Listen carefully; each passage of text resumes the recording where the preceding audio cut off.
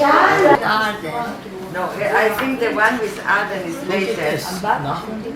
Yeah, he put inside all my את עושה עוול לאלבום שאת מציגה אותו בצורה... שלום! אוי! אוי, השתנה. C'est ma chérie. Assieds-toi à côté de lui parce qu'il veut parler avec Oui, je dois être gentille maintenant. No, I didn't see it. I On want to a see venu. it. Maybe someday. You can go, no problem. Yeah. Moi, j'ai un tout petit touché ici. Moi, j'ai déjà la בואי, אולי boîte. תשבי, Yeah, non, תעברו. אולי תשבי בכיסא הטוב ואני אעבור ל... לא, כי אנחנו כאן, אנחנו... אני לא מסמנית. What do you אמרתי do? לכם Redid שאוכל יש רק upholstery? שניצלים. Also No, wood Yeah. It's nice. מה זה? Looks brand new. הכל זה... So he's not a Jehovah Witness anymore. in the history of furniture design. ברוריאנה. 4 or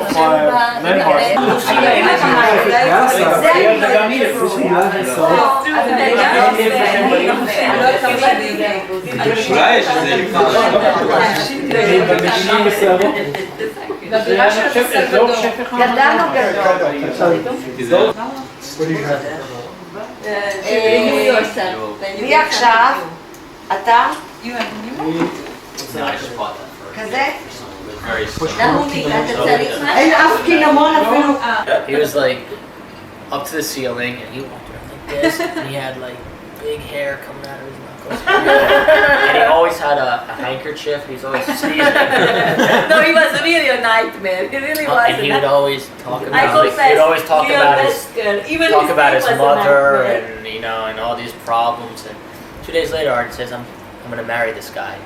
So I made everyone go up into my parents' bedroom and I just used a lot of curses and yelled at all of them. Next day Art I think broke up with him. You were serious crazy. about it? No, she wanted It to was marry. me. I could have screwed up her life worse than I did. Oh, it's horrible. You listen. Yeah, You horrible. listen. Now I understand why somebody needs to have a brother. I really saved her life. Leon Metzger. Leon Metzger was. Metzger. Metzger. Very good name, Metzger. We got Benjamin Pussman instead. Benjamin Pussman, that's what you see here. No, he's not. He's nice, he's nice. He's very, very nice. He's very, very, very No, he's not. No, he makes very nice children. We got what we wanted. זה בדרך כלל עובד. Well, this is a guarantee for nothing, my dear, to make nice children. Take it for me. גרנד, Dancing from papers is very wrong, but it's very Oh, you undignified. have to wear it in the court. I can give you the kippah you gave Nahumi at the wedding of גם ארוחה שם Aaron. בהונג קונג, אני יודע. It's a blue one. Blue one? No, wait,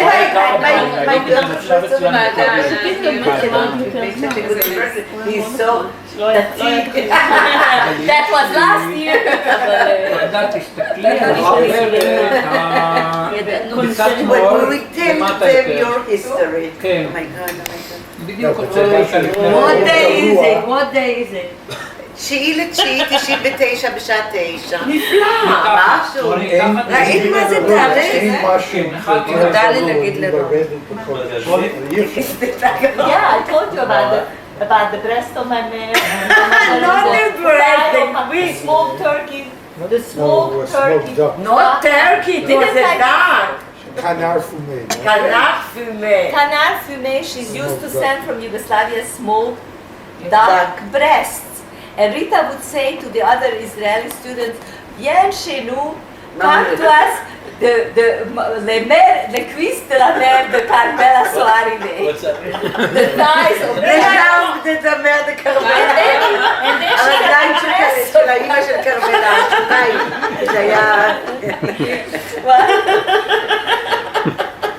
And they were good. Et so fumé. So זה le cuisse fumé.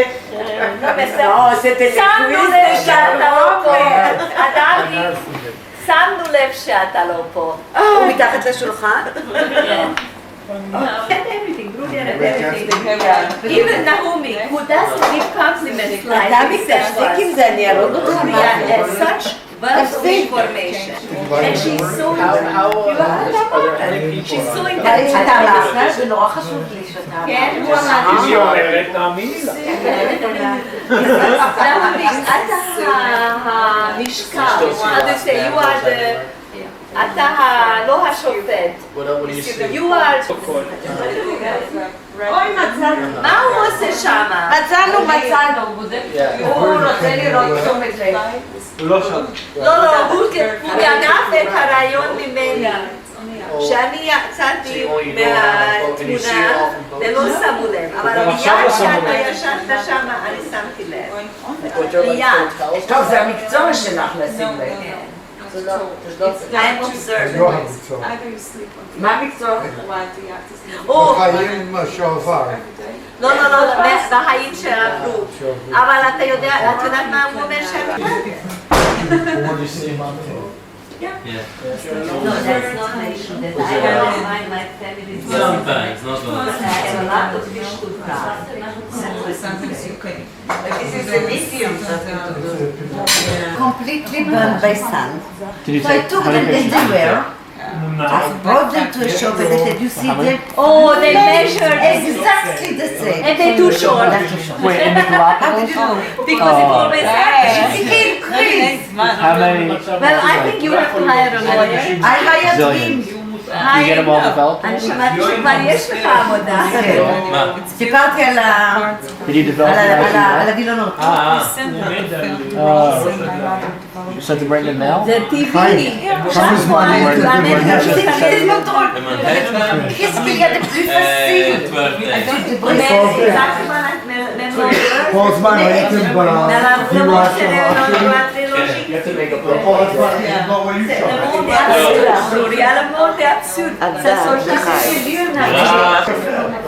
למישהו יש את המוסף של הארץ? גם נורא קרוב לסבווי.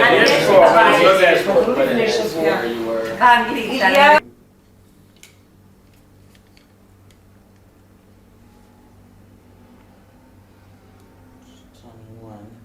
Yes, it's running. Oh, you ready? Oh, okay. So just for the purposes of editing, just tell me your your full name and what year, with the date of your birth. And you can just start with that. Okay, I have plenty of names. I was named Bronisława, and then in Israel Broria, Taglicht, Werber, and I was born on the 21st of March, 39. All right, let's do it again. Just keep the eye contact with me and you. Just like Okay. a conversation. It's hard, even if you have to turn like that. Yeah. Okay. You don't want to ever look into the lens. Okay, Okay. so I have plenty of names because when I was born in Poland, I was called Bronisława. Then there was a short time I was called Bernadette when I was in France. And then Broria in Israel, Taglicht, Werber. And I was born on the 21st of March, 39. Tell me how many years you've known Carmela. Well, I studied in Geneva from 59 till 61, and the first week that I was there, I saw her in one of the courses that we took together, and because we both know how to talk, we just started talking. And she told me that she lives with an Israeli friend, and she was quite excited that she met another Israeli friend, and this is how we met. So it was in 59, it was 40 years ago, can't believe it. Okay, good.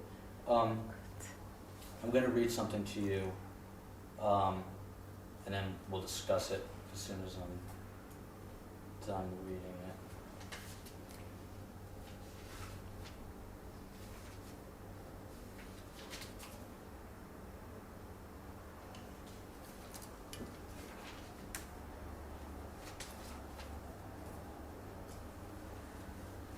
This is, I don't know if you read this. This is, Yes, I did. Okay. I'm going to read this real quick. It's my grandmother wrote, I intend this diary for the next generation.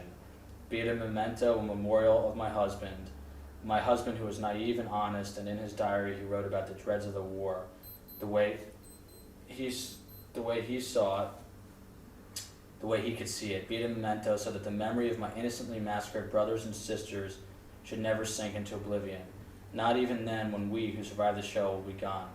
I intend it for our daughters. One day they will read it. They didn't allow us to talk about it. It was so painful for them to remember. This was self-defense, and we, with our being partially silent, also protected them. Already at a very young age, Carmi once asked me, how many children died? Why was it me who survived? Elizabeth, who was born after the show, had never read the diary. I can't read it, she said. Carmela, who arranged the English translation of the diary, kept saying the same. I can't, and she cried on the phone. My grandchildren are interested in the past and the agony of our people. They will read the diary just as, with God's help, the next generation. I hope and strongly believe that they will do something for a better world where one human being will respect the other. Reader, you mustn't forget those times. Remember the 6 millions of innocent people, the 6 million Jews led away and slaughtered, and remember the survivors whose griefs will never cease. Remember the Holocaust. Because not only the dead died in Auschwitz, not only the mourners, but all of us did. Jews and non-Jews, remember the Holocaust.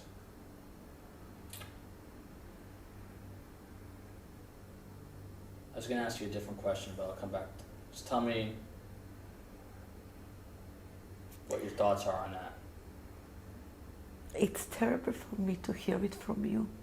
I mean, you reading it, it's something so peculiar. Because you represent my children. And it's strange, because I never thought about it.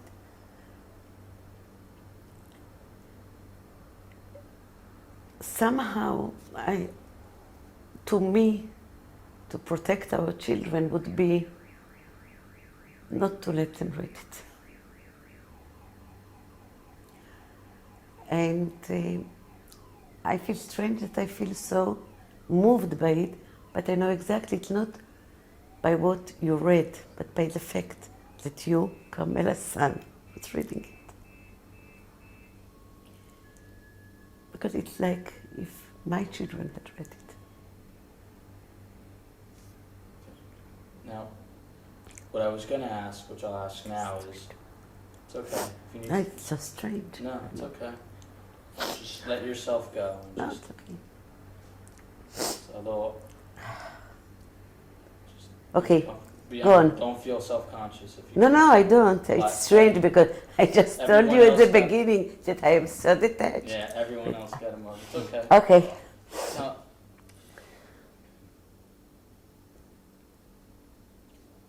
tell me why you think you're so detached. Well, but this, it will take us far away from your mother. That's okay. We'll come back. But tell. Because In a full my sentence, mother, in a full sentence, my mother used to talk about the Holocaust non-stop. My father never talked about it, and I took his side.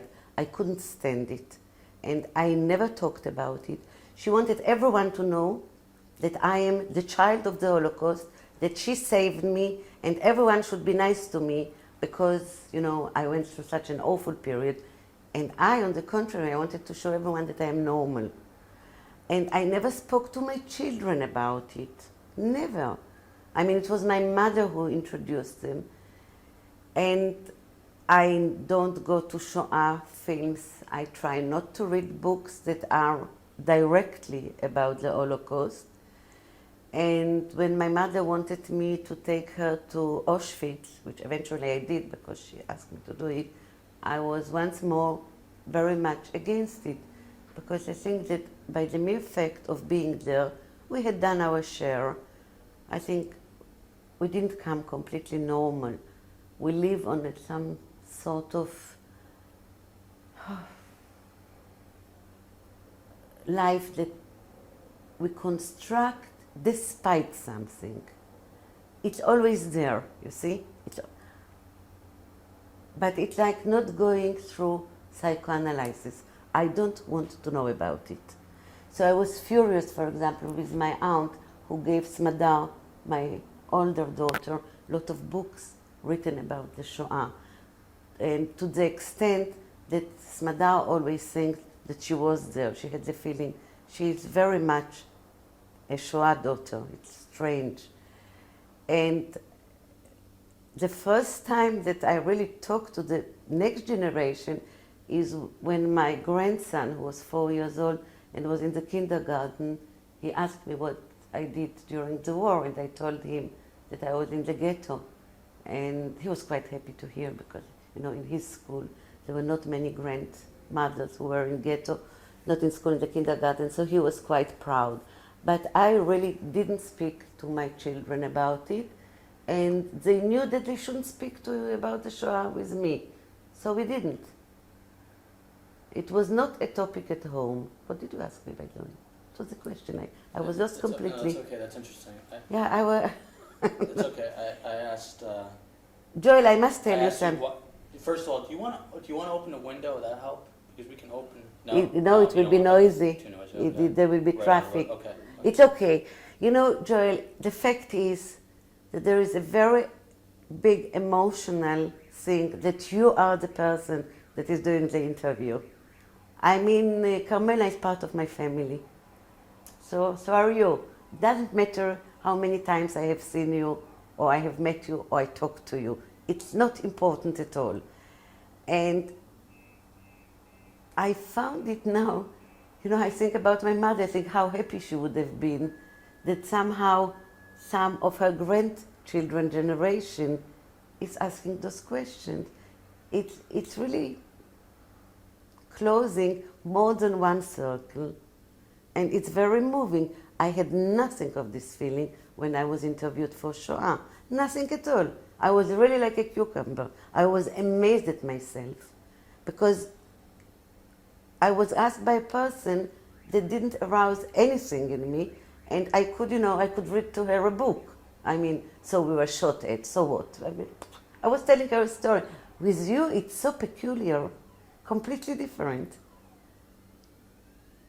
Interesting. The reason I read that first, I wish this car, hold on one sec, this car, one thing after the other. This is all... You know this or not? That art, Carmela and Riti, we have this fantasy, you know, that the children will be friends because we don't have a lot of family. I think we're friends now. I think yeah, but it took a long time. Yeah. And you don't know Smadar, no, which is terrific. Your daughter's very nice though, I like her a lot. She's very, very nice. Very intelligent. Yeah, right. I wish this car alarm is making me crazy. Oh no, it's going for hours now. We can switch on the... Are you hearing it? Not so much, Not yes so much. I am, but...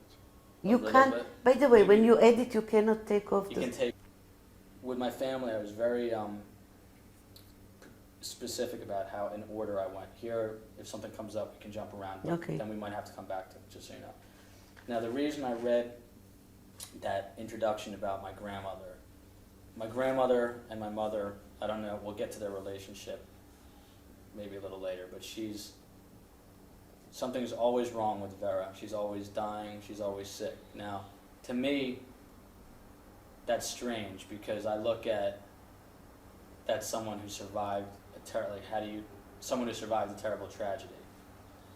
My question, which I'll make really short, is the reason I read this introduction is she's 86 years old now, and 4, 5, 6 years ago she found this diary, and she had the energy to, with all her blood pressure problems and illnesses that she thinks she has and her weakness, she had the wherewithal to put together this diary and publish it. And even though this isn't very fancy, this is something that one day I can change and make into a real book. My Uncle George, who I don't know if you've ever met, the rabbi in Lausanne. I have met him. He's very old now, 84. He just wrote a book that The Light Will Never Go Out, it's called. I don't know how to say that in French. And your own mother wrote a book when she was in her, I don't know how old she was. In her late 70s. In a sentence, maybe in it, you can maybe tell me how old your mother, you can tell me that your mother also wrote a book, but tell me why you think all these people who are old and getting close to dying, where that energy, that inspiration comes from. First of all, it has to be a given character. I mean, not all the survivors write. I can't speak about Vera because I don't know her well. I can speak about my mother. And this is a very peculiar thing. My mother always wrote. I mean, she was very gifted in writing. She was deaf. So to her, a conversation was more difficult than putting her thoughts in writing. And I shall tell you a terrible story. 3 weeks before she died, and it is going to be an answer, and I hope I shall remember, I will carry the thread till the end. 3 weeks before she died, I transferred her to a home, and I transferred her by ambulance. And she looked at me and she said, "You are taking me to a crematorium before I am dead. Why are you doing this to me?" And I said, "Mommy, I am taking you to a hospital because you are sick." And she said, "You are burying me before I was able to leave something behind me." And I said, "You left behind you. You left me, you left your grandchildren, and you wrote, you always wrote." She said, "It's not enough. I always wanted to leave something, to know that something will live after me. And now you are burying me alive." Well, I mean, this whole journey was a nightmare about which I think when I am 90, I'm going to write, because it was extremely painful. And I think that part of this, those people were bursting with what happened to them. What happened to them was not on a human scale. So those who had the gift of putting feeling into words, who were able to, how do you say, to concretize, make it concrete, they were the ones that wrote. And because there are so many among the Jews that can, verbalize, this is why they wrote. Because you cannot bury, you went through something that was so unusual, so horrendous, that you want the other people to know. I survived. I was a hero. I saved my children. Vera saved Carmela. Rita's mother saved Rita. My mother always told me, "I gave you birth 3 times, not once." And we owe to them. And this is part of our relationship with them. We always owed them. We owed them to be happy. We owed them to save them as much trouble and pain. And I resented it so much. And I think that Carmel resents it as well. That, this terrible death. Sometimes I wanted to scream, "Well, it's a shame that you saved me. I don't want to pay you back." I don't know about Carmela, but I think that the underlying tone of her relationship with her mother is more or less the same. Because this is my feeling, as far as I know Carmela and understand her, and I think I do. So this is the reason why those people wrote. They had to leave something behind them. They cannot disappear from this earth after those 5 years without telling people what happened. Interesting. I was going to ask another question now, but I'm going to go to something you said. Let me read something else to you. And some of this stuff is difficult. On April 21st, this is my step-grandfather. He wrote in his diary, "Tonight I had a disturbing dream again. Tonight, as so many times before, I dreamt of my son. In the dream, he sat on my lap and I hugged him. He said he has to go back to the camp, and I encouraged him. It is interesting that not even in my dream did I want to help him to escape. I caressed him, kissed him. He didn't say a word, as if he had been a statue." This is his little son, Polly. No, I read it. Okay. This part I remember. Okay. In the morning, I remembered that he will be 9 years old, either on the 11th or the 12th. I forgot the date. I am vicious. I often think that I deserve the most horrible agony. I deserve to be tortured by their absence all my life because I gambled them away childishly, foolishly. If I could be sure that they are alive, I would consider my own fate and loneliness deserved. I was conceited, stupid, foolish, and behaved impotently. I allowed this to happen. I exposed them to this. Was this permissible? Was it permissible to expose them to such a terrible fate? I was a stupid child. I didn't comprehend the danger they were in. I am guilty of a dreadful sin.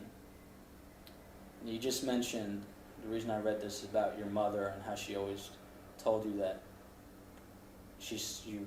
that's a very heavy burden for a mother to tell you that you were given birth 3 times. Tell me, in your own terms and also more importantly in Carmela's terms also, how much guilt do you associate with with your experience and Mine personally? your own guilt and I don't have a guilt at all. My mother had a lot of guilt. She always, actually not always, during her last years, she said I should have never left my parents because they left Lodz, they went to Warsaw, never mind, it's a long story. Anyhow, she left her parents and went with me and my father to another city, and she felt that she should have perished with them. I never felt the guilt of being alive. Never. Well, we never discussed Carmi and me anything, but I think that. Do you want to say that your mother felt guilt that she was saved? No, not at all. But my mother definitely felt guilt that she survived. And maybe this is really true. Maybe she wanted me to share the burden of her guilt. I don't know. Maybe. It's hard to say because, you see, all this came out in her last years, and I used to think that in her last years she was not exactly herself, and I think the same applies to Vera. I mean, all the inhibitions are gone. My mother was an extremely reserved person. She never cried. She was violent, but she didn't speak about her feelings. There is this is something I want to hear from you. My mother always told me not to tell the truth to anybody on what is happening to me. And she was furious because I, like Carmi, I'm very open. I tell everybody everything. And she said, you must be crazy. It's not done. How can you tell people what is happening to you? You shouldn't. And if they ask you, you should lie. And I just went to the opposite. So she actually, I mean, she was 29 or 30 when the war broke out, and her whole character and behavior was marked by those 5 years. And she felt guilty. I think that she would love very much me to share the guilt, but in this she didn't. I don't think I did. The only guilt that I felt was that maybe I disappointed her, that I was not up to her standards, which is, well, it's a guilt, yeah. Let me ask you A vicarious guilt. Oh. Let me ask a related question. Have you ever thought about guilt in relation to the Holocaust? Have you ever is it something that you ever go to bed at night and think? No. I never go to bed at night thinking about the Holocaust. Never. Why do you think that never. is? Because I had a very eventful life personally. So I had so many other problems. And as I told you, see, this is something that maybe you will hear from Moiti and you couldn't hear from Carmela. We came to Israel in 1949, and the whole issue was to be exactly like an Israeli, not to speak about what happened to you, to speak Hebrew with the right accent, and not to be called soap. This was the name that they gave, to the newcomers from the Holocaust. They didn't know the whole connotation. They knew probably something they heard, and then we are all very white and not sunburned like here. So all you wanted to be was to be a sabra. So not only that you didn't think about what happened, you sort of made a point of it to be one of the people here, not to be different, which I don't think was the point with your mother, who stayed in the same country, right, till she went to Switzerland. So it's completely different. I mean, our aliyah made something to us. And on the other hand, there were so many people like us with the same stories. So what a big deal. I mean, there was. I remember, the question, where were you during the war? In Poland. And you survived. And I used to say, well, you can see. And your parents, they survived. They said, yes. It was unique. Carmela and Riti always said that in their triangle, I don't fit because I had a father. So they always knew, you don't deserve us because we know it was different with us. We lost our fathers. So sometimes I had the feeling that I was lucky. Something really very special happened to us. The three of us survived. All the family was lost, but as this unit, we survived, and it was very unusual in Israel.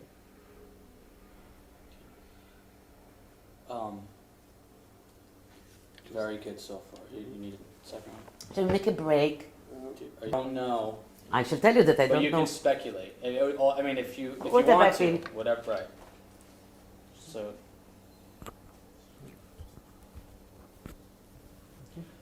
And also, just so you know, what I think is interesting is also if I ask you a question about my mother and you don't know it, but there's something that you can relate in your own experience, Mm-hmm. Okay. you can tie that in.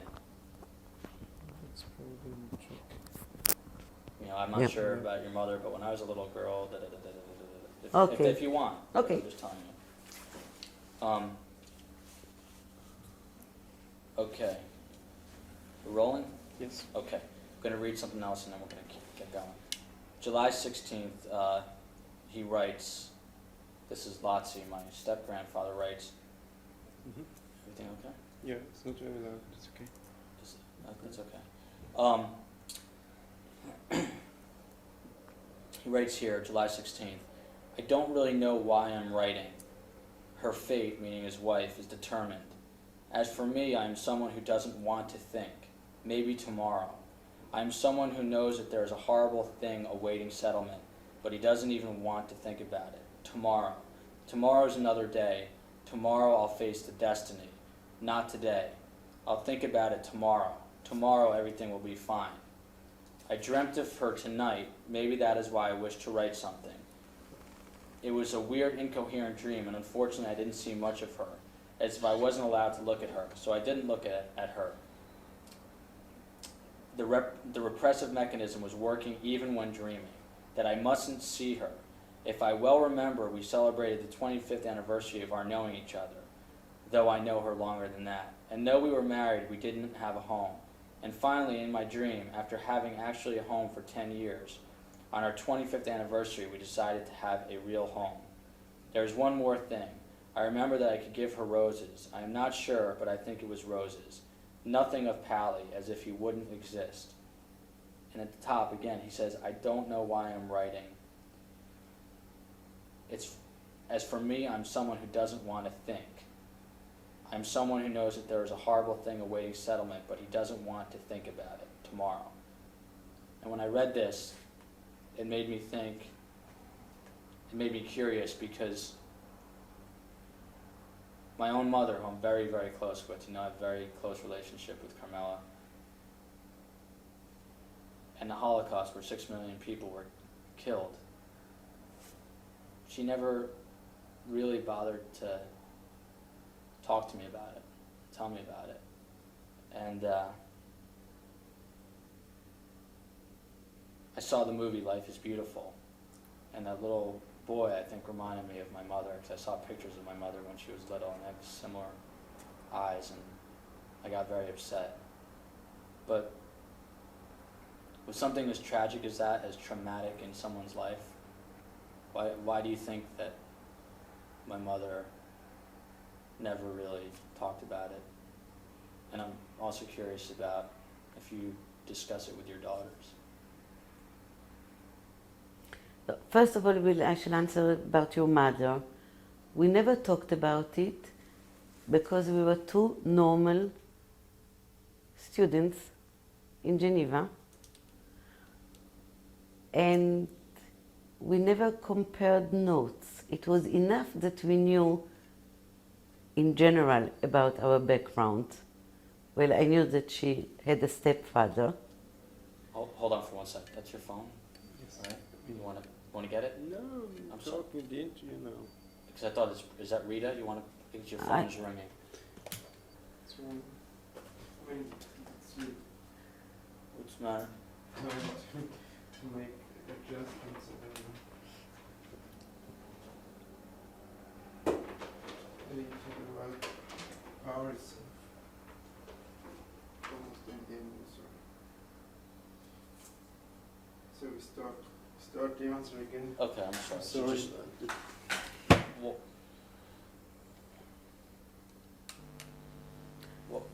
why do you think? No? When I met Carmela, we were both 20 years old, exactly. I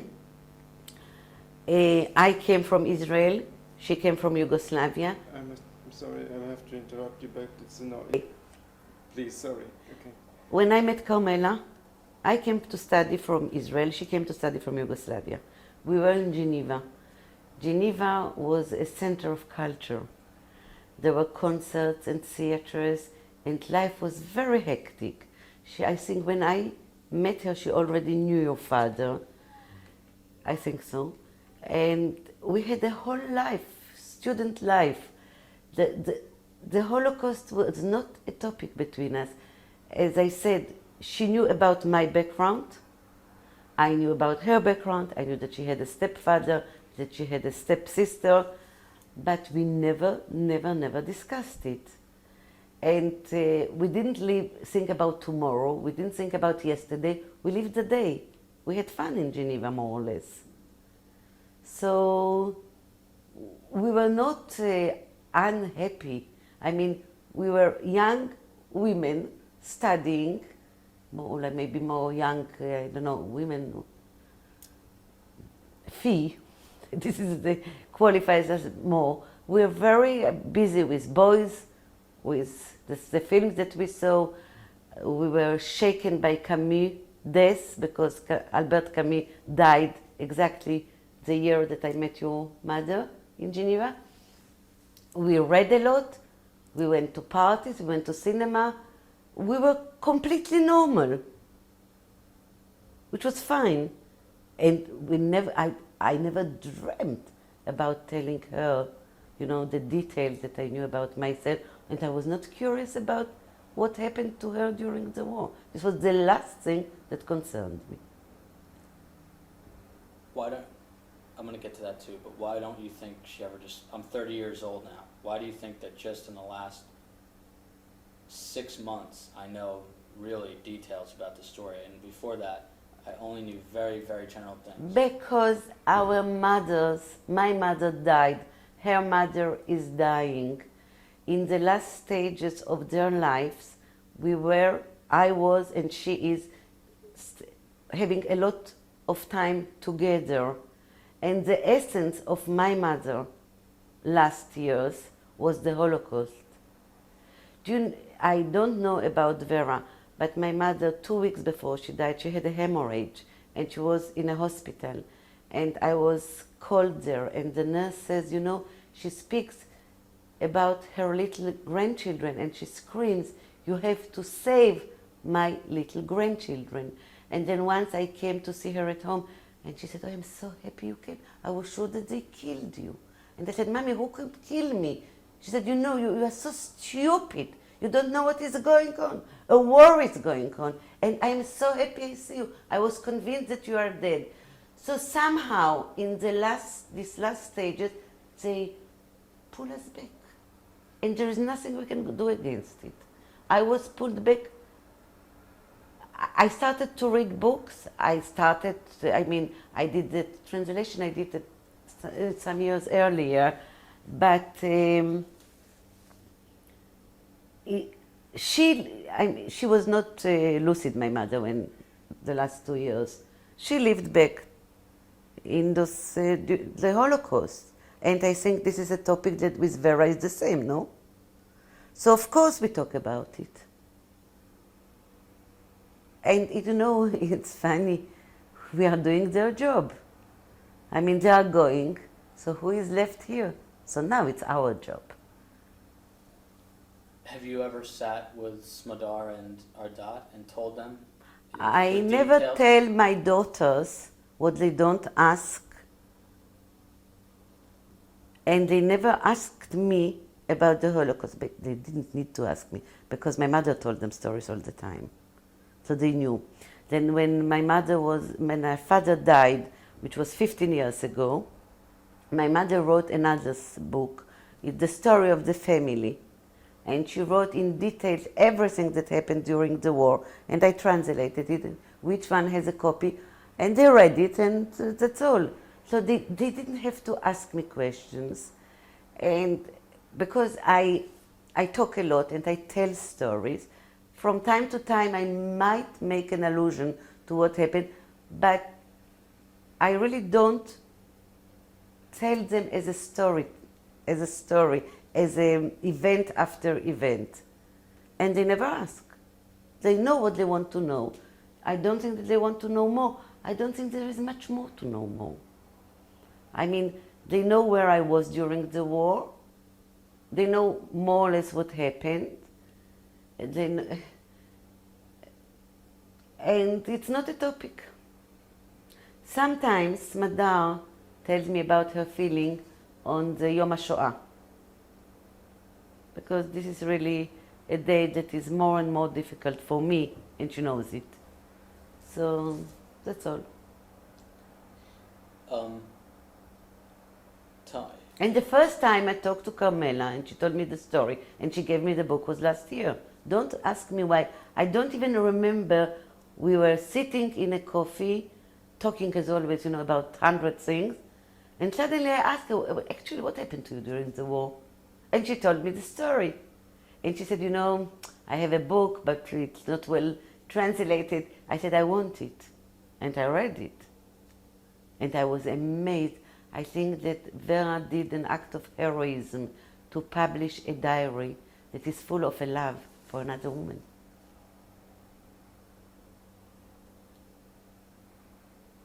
Come back to that. That was good. Tell me again. Tell me your first memory of Carmela. No, she was very gay. She was such fun to be with, like today. I'm sorry. Start in a sentence. My first memory. My first memory of Carmela, we were sitting in the auditorium and we started talking, and I liked her from the start. She was extremely gay, full of blonde curls and laughing. And I told her that I'm from Israel. She told me that she's from Yugoslavia. She was trying to do, I think, science économique and translation, but I didn't have a lot of respect for her studies. I always thought that she was sort of, going very quickly and done with it. And then we met very often, and she invited me to the studio where she lived with Rita, and I met Rita. And then we were together for 1.5 years because she left Geneva in order to get married to her father. Describe her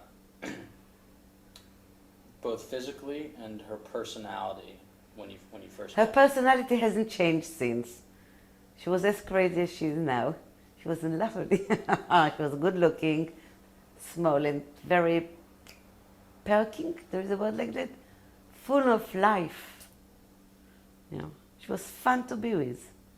And with her, when I see her, we are 20 again. Nothing has changed. Tell me a little bit more about her personality, even if you have a story about it. I remember that we were always looking, this really I wanted to check up with her, because I don't remember exactly. I remember that we were always looking for jobs because we didn't have money. And there was something, I think, an exhibition of automobiles in Geneva, and she was supposed to work there, and on her way there, something happened to the microphone. Yeah. The pack just fell.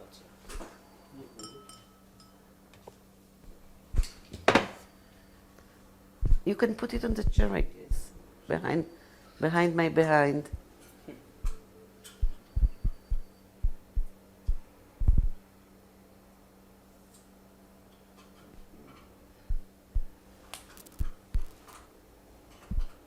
It's not here, it's funny. Yeah, I can hear it though. Maybe it's in the other room. No, but Do you have another phone? yeah, of course, I never room. So maybe it's ringing in the other room. It might be Rita. You want to give her a quick call? Wait.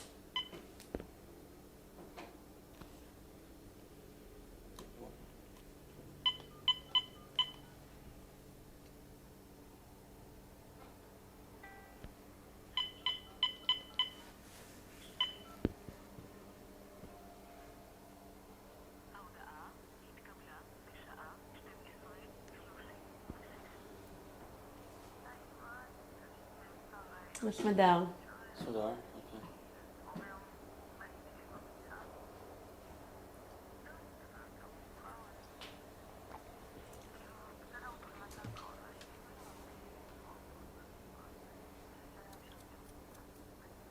What's my down? Okay. We'll call Rita in a little while. Oh, shit. Yes, please.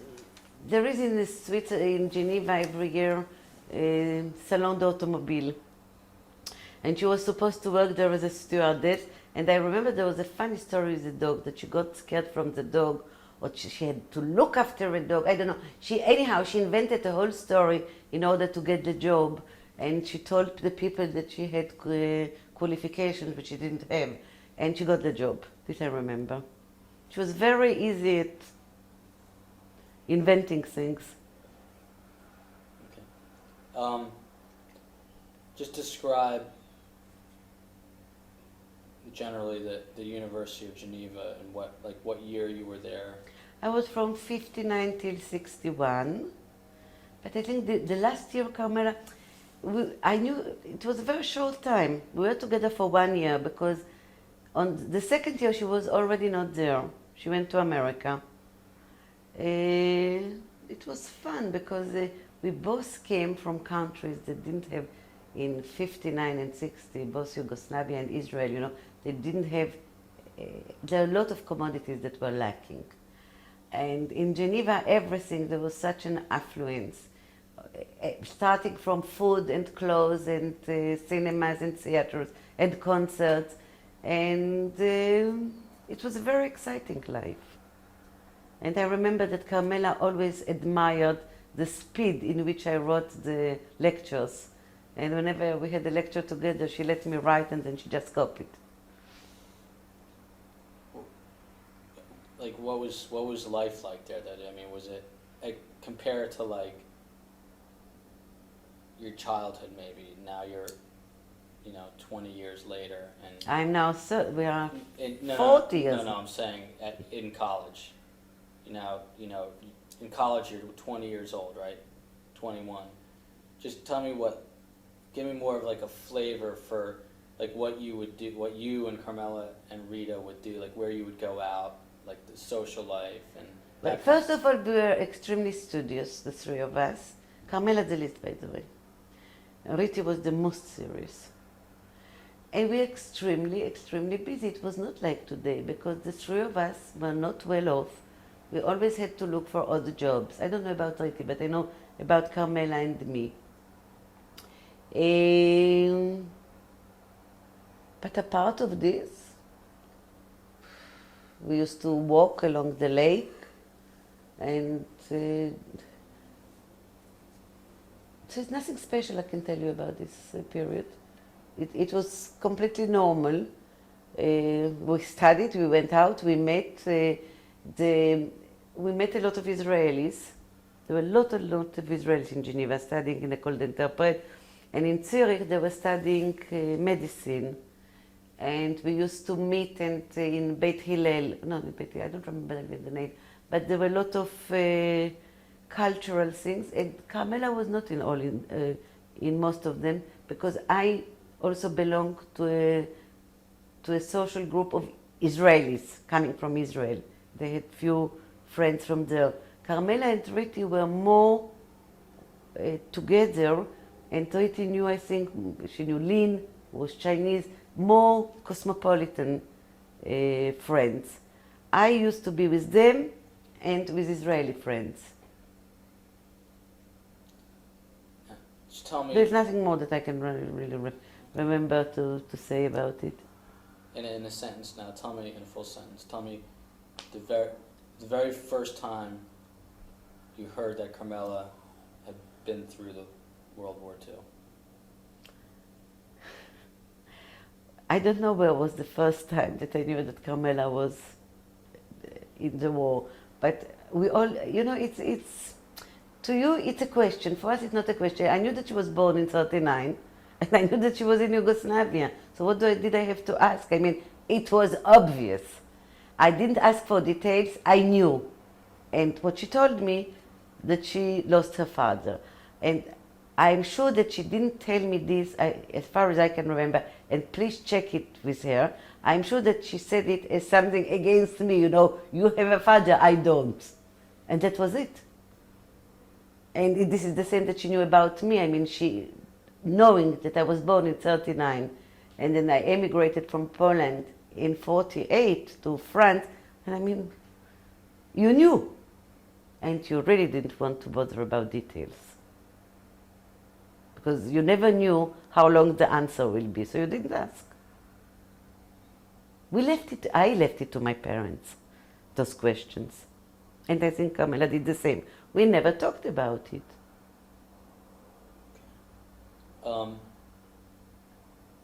This is going to take a lot of thinking, but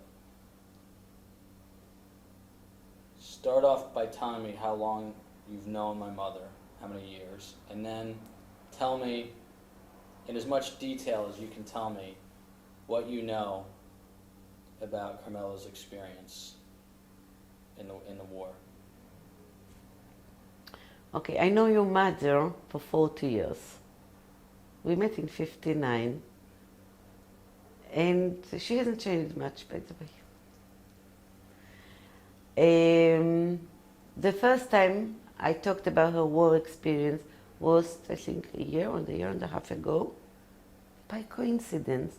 I don't know what triggered it. Maybe I just came from my mother in Haifa, and I was telling her, and I asked her something, and I understood, and she told me, as far as I remember, because really, sometimes when people tell me their experience from the war, somehow they lose me. I stop listening. And I think the same happened to me at a certain stage with Carmela. So I knew that her mother always urged her father to run away, and he said that it's going to be okay. And then she fled at the last moment when the Germans already came to the house, I think. She fled with Carmela, and he was killed. And this was more or less what I know, and that they were staying there was a man that owned a, pharmacy that helped them. No, and when she told me about this, somehow it always turned to small anecdotes about her mother. And then we were having fun, and then we changed the topic, and that's it, that's what I know. And then she gave me the book. But the book is, of course, not about Carmela. What do you think she knows about your story? And you can tell me what happened to you if you want, and what she knows and what she doesn't know. First of all, she knows, she read the book, I think. I don't know if can she read Hebrew? Very little. I have no idea what she knows about my story. Can you say it for the camera? Yes, I can, of course. I have no idea what she knows about my story. My story is well, I was born half a year before the war broke out, and my parents both were My father was a lawyer, my mother was also a university graduate, which is important because their Polish was fluent and they had a lot of Polish friends. So they went to Warsaw. In Warsaw we were in the ghetto, and usually what happened in the ghetto that the husband used to go out first and to prepare the background for his family. By the time the background was prepared, there was no family. So my father, who was very intelligent, he said, we'll do it the other way around. First of all, I shall leave the child, and then my mother, and finally him. So I was sent to, it was arranged, you know, the Polish policemen and the German policemen and the Jewish policemen were bribed, and they didn't look, and there were people coming from the Aryan side to the ghetto to work at the factory, and they were allowed to bring their children, the workers, the women workers. So one of the women workers came and she took me as her child. Nobody noted what children came in the morning and what children came in the evening. And she had an address, and I stayed with my aunt. And my aunt was my mother's sister. She was a communist, and she had a friend who was a communist as well. They both worked with Janusz Korczak. My aunt worked with Jewish children, and her friend worked with Polish children. Now this Paul that worked with my aunt, who is one of Hasidei Umot HaOlam, and we did the whole thing in Yad Vashem for her and for her brother. She took me after a long, to cut a long story short, my mother, after I was with her, my mother left the ghetto, finally my father left the ghetto. They all had different papers. It's really a very long story, it shouldn't be bothered. And Visha, the Polish woman, took me to her parents. She had a child my age who died. And she said, you will look after her as if she were your granddaughter. And I really called them grandpa and grandma, and I stayed with them till the partisans started to suspect that I was Jewish. And they came in the night to take me away, and my grandparents swore on the cross, you know, Jesus, that I was not Jewish. But they let my mother know about it, and she came from Warsaw. This was near Adam. She crossed the frontier because the Russians were already coming, and she always used to tell me that in order to save me, she was walking in the forest, and there were, you know, fire was running above her head, but she had to go. And people told her, why should you go? You can always have another child, but if they kill you, you will not be able to have another child. She said, no, I have to save my daughter. So she went through the forest, and she reached this little village, and she took me. And when we crossed the forest, the German came to us, and they fired on us. And she threw me on the floor and on the snow and covered me. It was another time that she saved me. And she spoke German very well, and she had a card because she had the tuberculosis, and she showed them, so they were scared. They let us go, and she left me in an orphanage in Radom, which was bombed by the Russians. And I remember standing in the room. I was 5, and there was no wall. You know, I could just see people running and dying and falling at horses and so on. And then the war ended, and my father he was on Aryan papers elsewhere. They were in touch all the time. And we went to lodge, and I was sure that I was a Christian.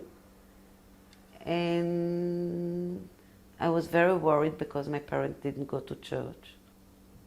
So I went to church for them. I went almost every day. And I prayed for them. And I used to come from school, I don't remember this, my mother told me, and I used to tell them that there is a Jewish girl at school, and she looks exactly like us. And I was very amazed, you know, she doesn't look different. And I hated Jews. And this worried my parents very much. So it took a long time and a lot of, very gentle upbringing and making me meet all sorts of nice people and telling me that they were Jews. And finally, I discovered by myself, very slowly, it was very clever, that I am Jewish. And then we left Poland. This is sort of the crux of the story. Good. We're on a tape, right? That was good timing.